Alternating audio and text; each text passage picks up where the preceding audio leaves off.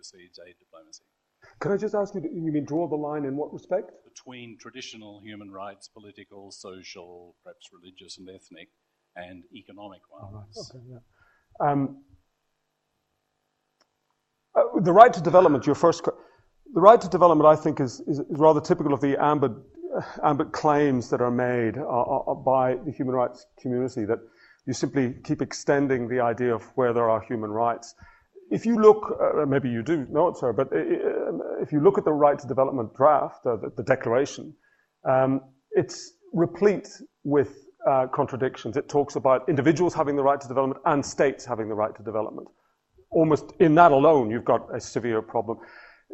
So, and hopefully I'm not being too legalistic in this, but the ways in which to express how that right would actually operate in practice beyond the rhetoric of the right to development, I think is simply barking up a tree that you're never going to get whatever animals at the top of the tree down. And it's a lot of wasted effort. And I just received emails this morning about another meeting of this in Geneva, and I just tend to think, God, this is a political debate largely to try and get states to honor their 0.7 commitments. That's where you really will get some, not having signed up to a right to development treaty. With respect to your second question about the division, or the line, if there is a line between them, of course, the human rights community will tell you, certainly since 1993, and harking right back to Eleanor Roosevelt's day when the Universal Declaration was created, that those two groups of rights that you rightly identified are interlinked and inevitably so in every way. And of course you can say that the right to freedom of expression is also linked to the idea of education. You can't speak, or at least you can't speak well unless you have some sort of education. You can't do anything in the public sphere if you haven't been fed and are healthy. But having said that, there is no doubt that the way in which we as states promote human rights is to take a partial view. We do promote certain rights above others. And even the richest country in the world does. The United States clearly does that. At the moment, it seems a very large number of them don't seem to care, or at least not care very much, about the health of the poorest in their community. So we do take sides about how we promote that, whereas perhaps somewhere like China or Vietnam would pursue the idea of lifting people out of poverty as much more important than freedom of expression. I'm not saying whether I think that that is a good thing or not, but it can be presented as a human rights argument. So at one level, conceptually, they are linked, but in practice, they are inevitably categorized and put into a hierarchy. All states do that, and indeed we as individuals do it as well. David, doesn't your objections to the right to development apply with equal force to treating economic, social and cultural rights as part of the same community of rights as civil and political rights? I mean, of course, we're aware that they're all in the UDHR and all that sort of stuff, but isn't it still the case that it's, as you said, how do you operationalise a lot of these economic rights? Whereas with the civil and political rights, they tend to be negative rights, freedoms from the state that the state is in a position to provide. It's much harder to work out any of these sort of economic rights, isn't it, in terms of the state's role? Well, two things to say about that. First, the right to development has this extraordinary dimension to it, which the economic, social and cultural rights do not, and that is this mixture of individual rights and claims and state rights and claims. That's the real issue with the right to development, that states, and that is the poorer states, will have a right that they can claim against, slap against the richer states and say, we have a right, cough up. And if you can't do that at the moment by saying, look how poor we are, how is the right to development going to assist? That's one side. The other point that you make, yes, but I think that we've now got proof of how you can, in jurisdictional terms, in jurisprudential terms, you can pursue economic, social and cultural rights in a normal way, like you do with civil and political rights. The classic example of this, although by no means the only one, is the South African Constitution, which has married these two, has both in the Constitution. And there, through a number of cases, they've recognized that you can operationalize through the courts and therefore insist on certain actions by the state on rights of health and housing, to take two particular examples. So they're not as impossible for courts to take a grasp of as was previously argued, where they think that civil privacy and the right to freedom of expression and the right to find a family is easily done in the courts. You can do this with economic, social and cultural. Well, if some columnists that I can think of listen to the podcast tomorrow, given their nervousness about a Australian Bill of Rights based on political rights, they're going to be apoplectic about the idea of the broader rights that you mentioned. Richard Branowski. Thanks, Michael. David, can I ask you to extend the canvas beyond China to Latin America? It's something that I've been very interested in. Milton Friedman and his Chicago School of Economists have always got a bad rap from the progressive observers in Latin America ever since the fall of Allende and the coup, the gulf that put Pinochet in power. Could I ask a very general question? Do you think with the rise of the left wing, the social democrats like Correa in Ecuador, Ortega in Nicaragua, Chavez in Venezuela, Lula da Silva in Brazil, Evo Morales in Bolivia, or even Michelle Bachelet, who's no longer in charge in Chile, under their regimes and under what seems to be a general tendency towards saying, look, we don't want this kind of American globalization so much in our countries. We certainly don't want the sort of ruthless privatization that the banks insist that we do.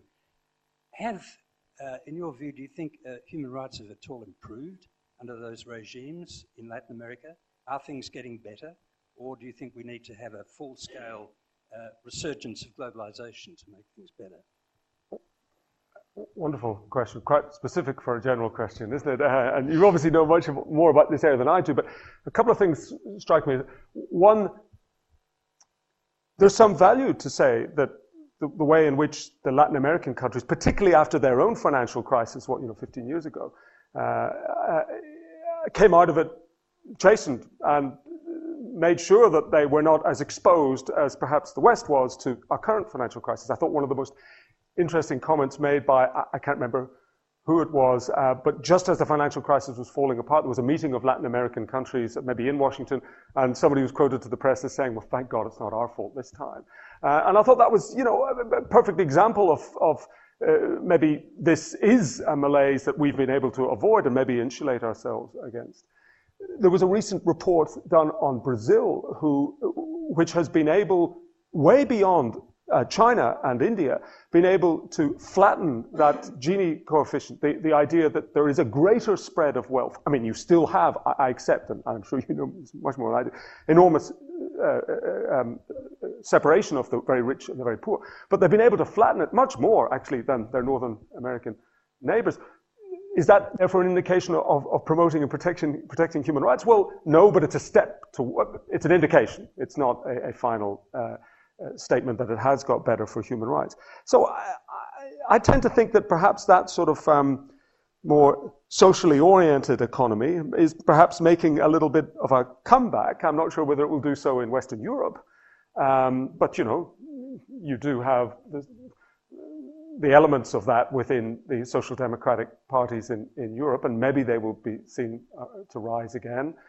Maybe we're even seeing that, or maybe it's just a protest vote in France, maybe in Germany.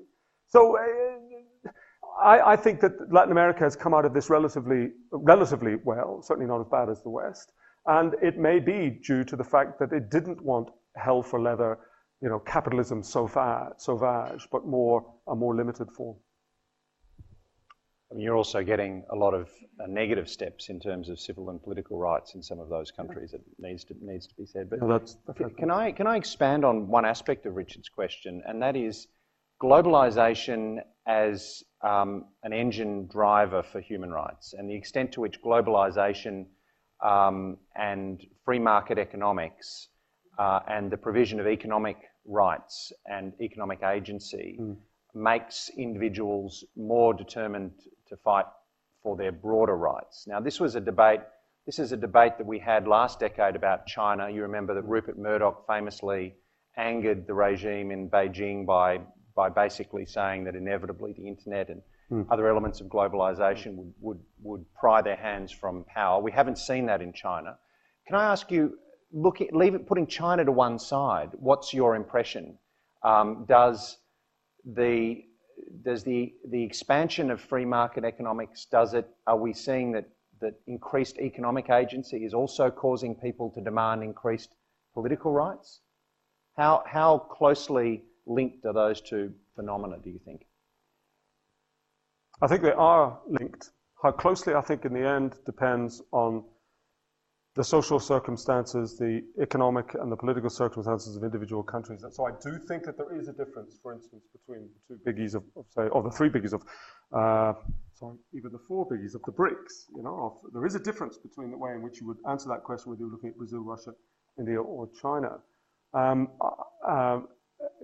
I think that the impact that the middle class in Brazil is having is beneficial.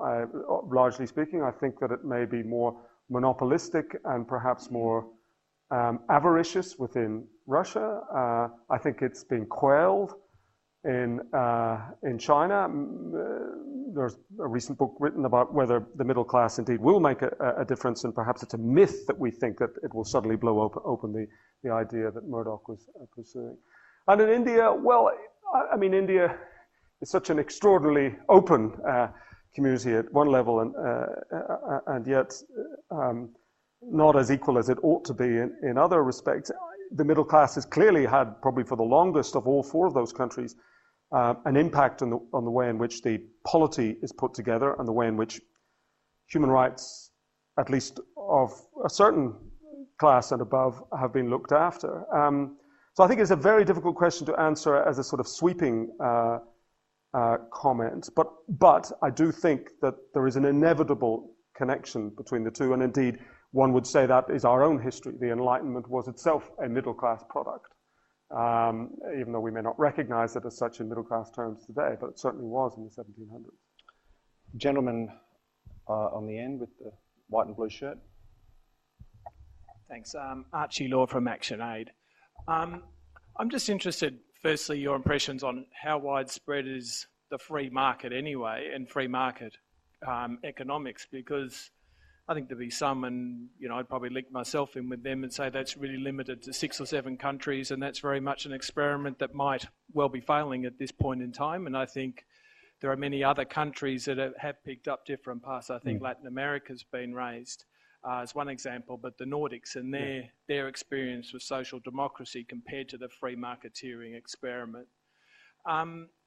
I suppose the question is more, I'd be interested in hearing your views on a little bit more on India, because to me, India is probably the lead state as far as what it's been able to do as part of its legislative program in really ingraining like the right to education, the right for 100 days work per year. And I'd be interested to hear a little bit more about that, but also impact on power relationships within a society such as India, because to me, that's at the core of the human rights question, is how do you actually change power relationships so people can claim rights? Yeah, that's a good question.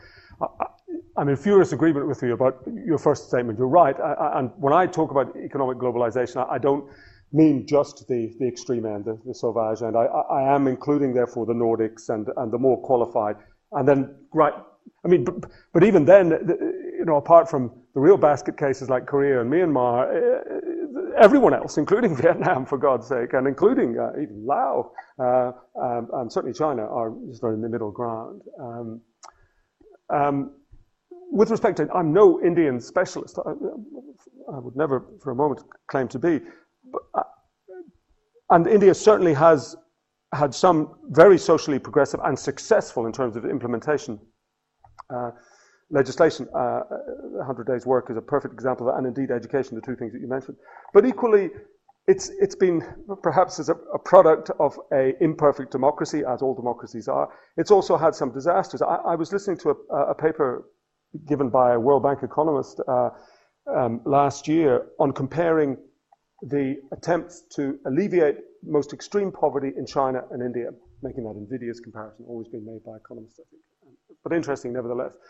And one of the things that the dispassionately observed statistics seem to indicate was that in China, they were much more successful about getting real money to the really poor, those who could hardly feed themselves, because they were so goddamn draconian. They would go into your sock drawer and count how many socks, if you had any at all. And that sort of element of the invasion of privacy to see if you really are deserving poor made them much more effective in getting to them. Whereas the Indians, it was dispersed amongst a lot more people who were, God, I hate, the left is lower middle class were obtaining lots of these benefits and not the very poor, because it wouldn't get through the filter to them at all.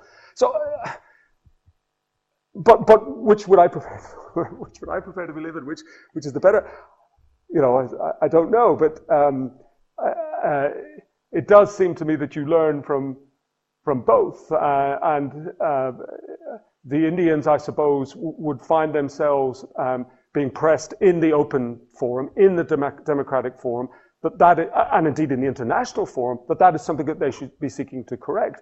The Chinese are much less open to that, obviously domestically, not at all, or hardly at all, and internationally, as we see, they're much less porous to that sort of argument. So maybe the better way then is to go for, you know, the more open, the more discussed, the more the freer civil society, which is India's. The lady at the back.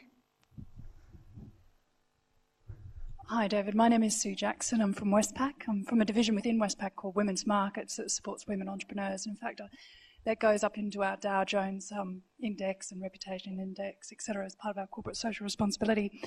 Now, Dr. Muhammad Yunus was out here recently, and he spoke about the basic denial of human rights being that of poverty, and that there's an inner entrepreneur in every person, and that microfinance is a great way of alleviating that. And I suppose it was a great example of how an individual rather than the state created something that's really, I've not been to Bangladesh, but I believe the Grameen Bank is quite powerful. And now when I'm speaking with a lot of entrepreneurs and philanthropists, they're very interested in this microfinancing. And I know it takes place in South America and India in particular. And now, you know, there's going to be a focus on Asia by a number of them. What are your views on microfinance? I think it has been a remarkable success. I mean, I spent a bit of time looking at the origins of the Grameen Bank in the book. And, you know, my God, there's a man who's a professor looking at what's outside his door and acting on it. So it really humbles you when you happen to be a professor as well and not doing that sort of stuff. And I mean, it's a remarkable success. And the thing that it really focuses on when you talked about the inner entrepreneur is the inner entrepreneur in women, of course. And that's, of course, particularly in Bangladesh, and such a remarkable country in which to do it in many ways as well, because of the patriarchal society, of being able to obtain their trust, which was extremely difficult for us, and then their commercial enterprise, which was this huge rate of repayment, hardly ever reneging on these agreements. So I think it's given that sort of sense of dignity as well, and this is actually what Sen talks about, not only the money, but also the other aspects, a voice, a sense of purpose, a sense of importance, a sense of presence, to be able then to exercise your rights, not just that they're in the Constitution, but you can actually start to exercise. I mean, we're still talking about, you know, something in a relatively minor form, but it's much more than nothing. And there's been other examples of microfinancing as well, and this whole public-private partnerships. I mean, it's now picked up by a lot of aid agencies, and a lot of the philanthrocapitalists are pursuing microfinancing, which is a typical market response, and I say this in a nice way, a market response of where they think something valuable is being done, and that's where they are pumping a lot of money in. And, you know, there are naysayers about microfinancing, including of Grameen Bank itself, but by God, you're scratching to find really bad things to say about something that is a truly remarkable achievement. And yeah, I think, yeah, I can't speak highly enough of microfinancing. Yeah. Jenny Hayward-Jones. Thanks, Michael. David, you spoke about the Millennium Development Goals earlier, and many of the critics of the goals say that one major gap is human rights, and quite obviously the majority of nations in the United Nations are not going to agree on human rights anytime soon. But I was wondering if you'd given any thought to what kind of extra goals the international community might aim for post-2015 after the period of the MDG is concluded. Yeah, well, no, I wouldn't be an advocate of saying that, for very much the reasons that you allude to, of trying to inject expressly human rights into the Millennium Development Goals. However, That doesn't mean to say that there isn't a link there. And in fact, I think one of the real problems has been for both the development community and the human rights community is bridging that. Philip Olson talks about ships passing in the night, and they may actually not be going in the same direction, but they're passing anyhow, and they're not connecting enough. One has to be, and I think this is a lesson well learned by human rights advocates, one has to be cognizant of the political dimensions of what one is arguing, and particularly when it's to do with the economy. And that's why, for good or ill, the bank, for instance, the World Bank, has been so wary of dealing with human rights in an open sense. Not so much because of the people who work there. One of the key experiences that I had that kicked me off into the book was to 6 years ago, was to go and talk to one of the leading World Bank economists. He could only work in the World Bank, called David Dollar. I'm sure many of you know David Dollar or have heard or read of him. And Dollar is one of these extraordinary economists who's incredibly bright, really willing to even to talk, to not only a lawyer but a human rights lawyer. That's like letting plumbers into the and so and that's really how lawyers are seen there. It's just they fix up things, but the real intellectual endeavor is done by the economists. But for him, human rights was important, civil, political, but that's not what we do, because that is entering into politics. Economic and social and cultural, well, those are desirable ends, and by God we do those, but they're desirable ends, not human rights. Now, why is he taking that line? Well, I think he believes it. He's a good, Ivy League economist, but also because of what the directors, particularly the board of directors of the state members in the bank would say. A lot on the south, a lot of the developing countries don't want human rights introduced into the aid area because they see it as a conditional. And they don't want that conditionality. They see that as, the Trojan horse, imperialism writ another way. You may argue against that, but we may argue against that. But I think one has to be cognizant of that. And I know I don't take you as saying we should have been injecting human rights into MDGs. I don't know whether you think that or not. But I personally think that it was a good idea that they were not there, because it has brought China, for instance, into the fray. What would you do afterwards? Well, I think you have to keep on building, and if we do get some successes and some failures, as will almost likely definitely be the case in 2015, you must build on those successes and address those failures, and do so with human rights being brought in where it's possible, but not as a prerequisite, as something that we will not debate unless human rights is on the table, because you won't get people to the table. David, I was just, as a lawyer, I'd like to ask about a normative question. Where did the ICCPR and ICESCA sit, the International Covenant on Civil and Political Rights, and ICESCA, its Economic, Social and Cultural Rights equivalent? Have they lost their efficacy now? Should we be looking towards a new form of normative instrument for the World Bank? Simeon, if you could just there you go. Given that China, and I would venture much of the Islamic world and Africa, have a different point of view to yourself, do you see, and your colleagues, do you see yourself as a sort of missionary for the Enlightenment or something of that nature? Can you weave those two questions together somehow, David? I think I have to take the second one first. No, I do not see myself as... Did you say visionary? A missionary. Oh, missionary. I don't see myself that either. Even worse. No, maybe I gave somewhat the wrong impression. I mean, it's not as if I'm an advocate that we should supplant Sharia law for non-Sharia law, nor indeed that, we'd slap China on the back and be done with it and that's it.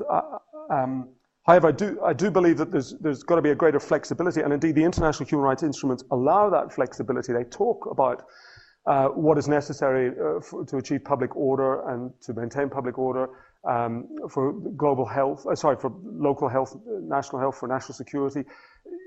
All those caveats are built into international human rights. And so I think that they are ways in which, the human rights community cannot claim that there is a sure, bright line that is human rights, and that cannot be debated. There is openness, there is flexibility. But B, that is a good thing, because I think that will start to engage, and has engaged with some very interesting and obviously from our perspective very enlightened Islamic scholars who see the way in which to read Sharia law and to read the Quran as human rights conversant. They may not have the fundamentalists on their side, but this is a battle that is ongoing. With respect to Simeon's notion, well, no, it would run against my idea that we should propagate more human rights instruments, and certainly not a new one for the World Bank. I think, again, this would be such a distraction, to focus on injecting human rights into the Articles of Association of the World Bank. Just as I think it's a real mistake that human rights and trade folk focus on the dispute settlement mechanism of the World Trade Organization, is thinking, well, there's a body with real teeth, which is true. Let's inject human rights, and we get human rights teeth as well. I think that is a typically lawyer's attitude. I think you've got to go back to the politics of that, because you'll only gain very small leverage in those courtrooms. So I think with respect to the bank, it's not an idea to pursue that. More, it's to recognize that it is a state-based organization. The states that are signatories to it and providing the money and receiving the grants and the loans have their own human rights obligations under the two covenants that you mentioned principally, but others as well. And that's where the pressure should be put. Well, why have you signed up to these if you're just going to ignore them? Yeah, okay, you can have your different perspectives, going back to the other question, but they've got to be limited. There isn't just open slather here. There are lines to be drawn in the sand somewhere. Well, thank you, Professor Kinley, or Reverend Kinley, as you will hereforth be known. Ladies and gentlemen, I think that was a very rich presentation by Professor David Kinley. I think all of us enjoyed it. I might say I enjoyed it particularly, David, as a lapsed lawyer. I love to see lawyers getting outside of the law, refusing to stick to the plumbing, as their colleagues insist they do, and thinking about the big questions.